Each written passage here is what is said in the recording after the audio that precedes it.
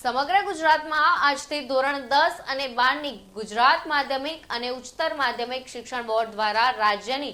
5222 સ્કૂલના 50,999 વર્ગખંડોમાં સમગ્ર વ્યવસ્થા ગોઠવવામાં આવી છે। ત્યારે વિસનગર શહેરના કાંસા ગામ ખાતે આવેલી નૂતન સર્વ વિદ્યાલય કાંસા કેન્દ્ર ખાતે પરીક્ષા આપવા માટે આવતા વિદ્યાર્થીઓને પ્રોત્સાહિત કરવા માટે શુભેચ્છાઓ પાઠવી હતી, જેમાં કાંસા ગામના આગેવાનો જશુભાઈ વિઠ્ઠલભાઈ પટેલ, ગામના સરપંચ રાજુભાઈ પટેલ,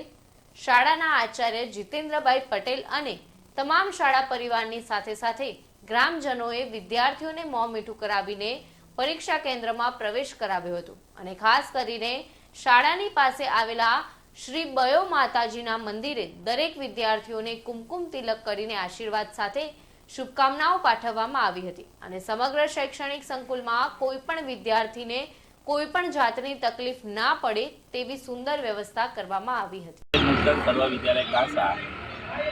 એસએસસી ના કેન્દ્રમાં 13 બ્લોક 400 સંખ્યા,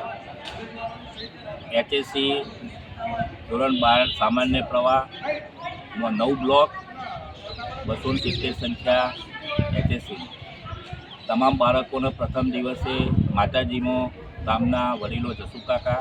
અમારા મંત્રી શ્રી વિજયભાઈ તેમજ વાલીઓ દ્વારા માતાજી કેમ્પસમાં સુખડીનું વિતરણ કરી બાળકોને તિલક કરીને બાળકોને શુભેચ્છા ગામના સરપંચ દ્વારા